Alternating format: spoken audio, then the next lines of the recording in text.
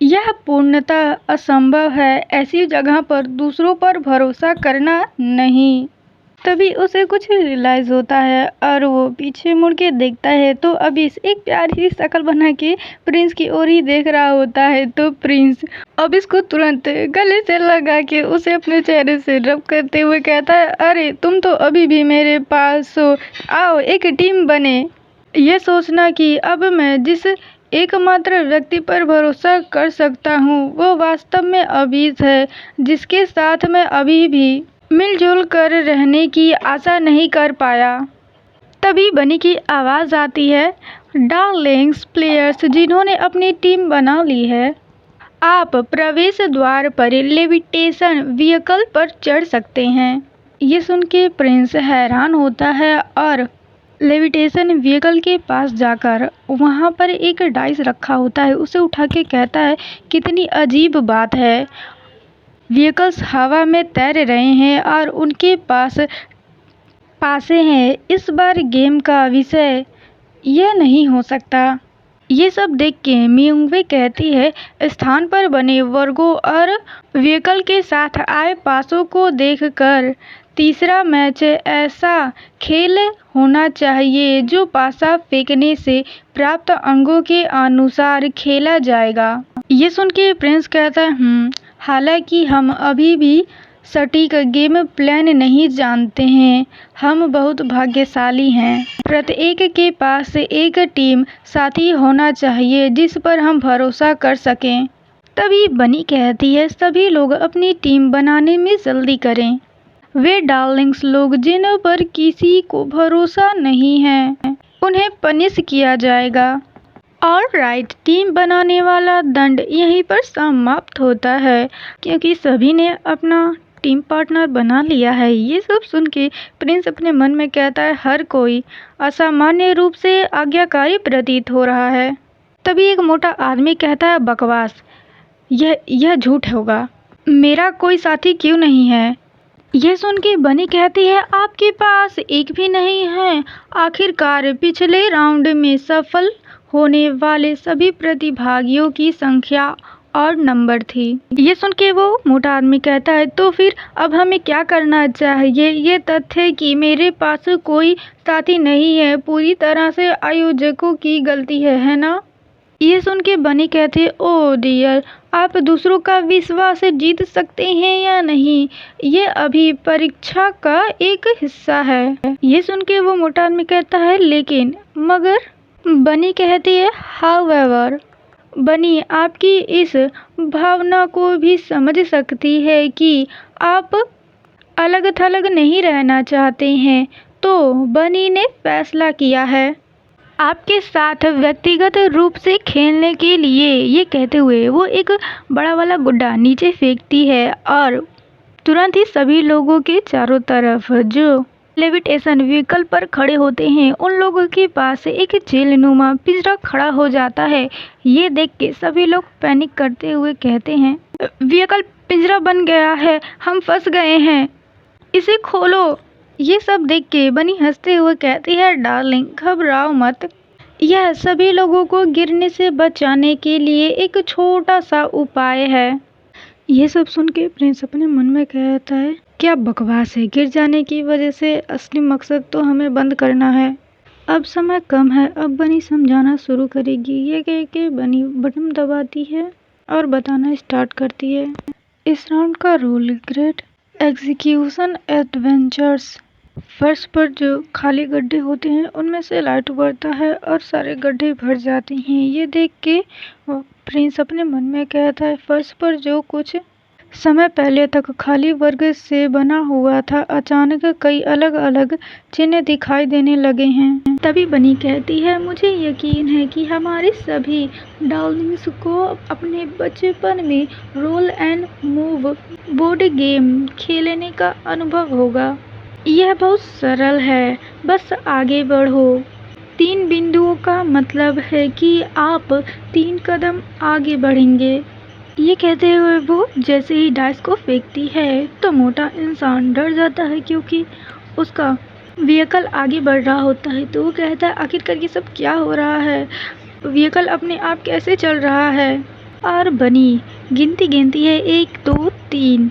यह एक सुरक्षित वर्ग है, यह सुरक्षित जोन है। आप कितने ज़्यादा भाग्यशाली हो, अब आपकी बारी है। ये कह के वो मोटे इंसान की ओर उंगली करती है तो मोटा इंसान काफ़ी ज़्यादा घबराया हुआ होता है। तो बनी कहती है क्या हुआ, पासा फेंको।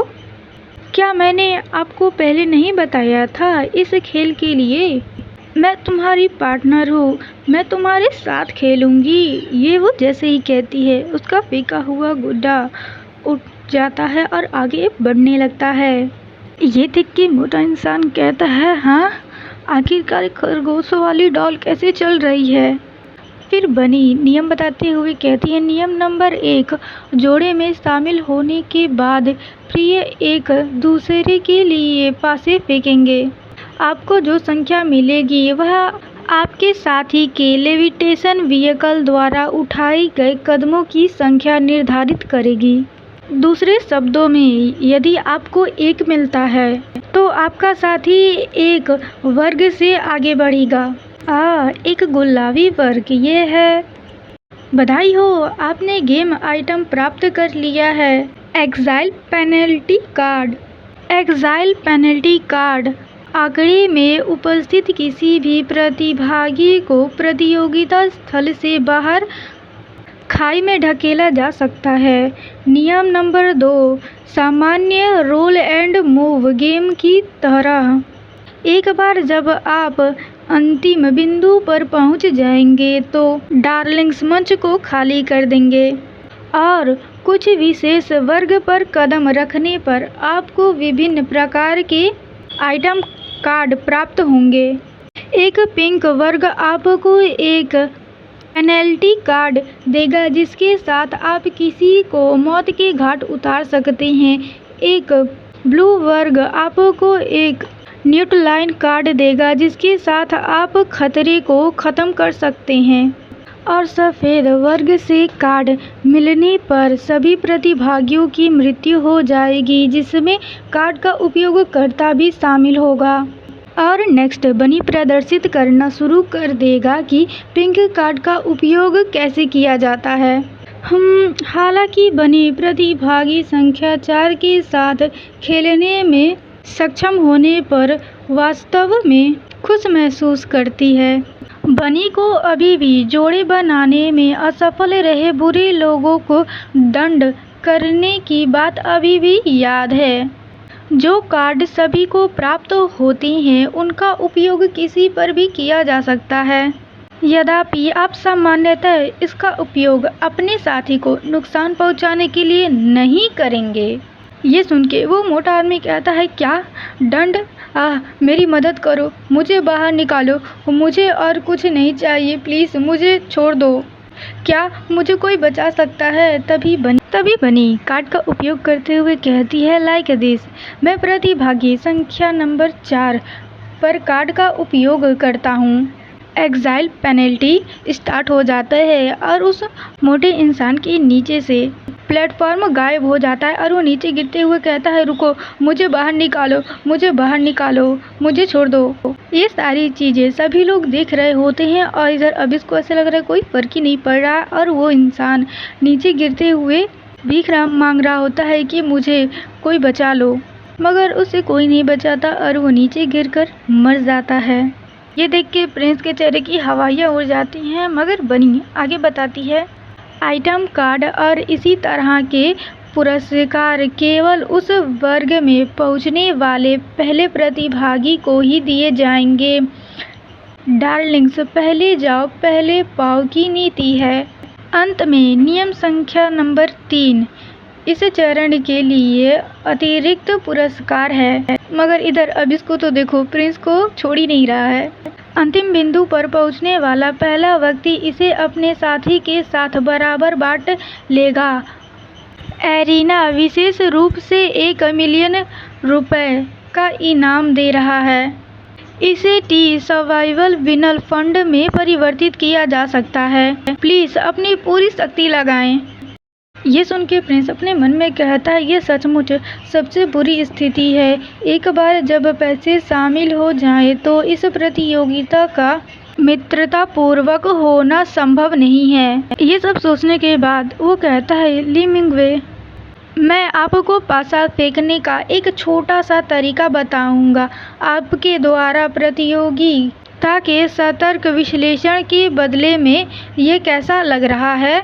ये सुन के ली मिंगवे कहती है, सौदा, लेकिन वर्तमान में हमारी परिस्थितियां थोड़ी भिन्न हैं। गेम शुरू होने के बाद क्विंसी और मैं आगे नहीं बढ़ेंगे। हालांकि जो लोग पहले जाएंगे वे आइटम कार्ड प्राप्त कर सकते हैं, लेकिन हमले का खामियाजा आमतौर पर बकाया राशि वालों को ही भुगतना पड़ता है।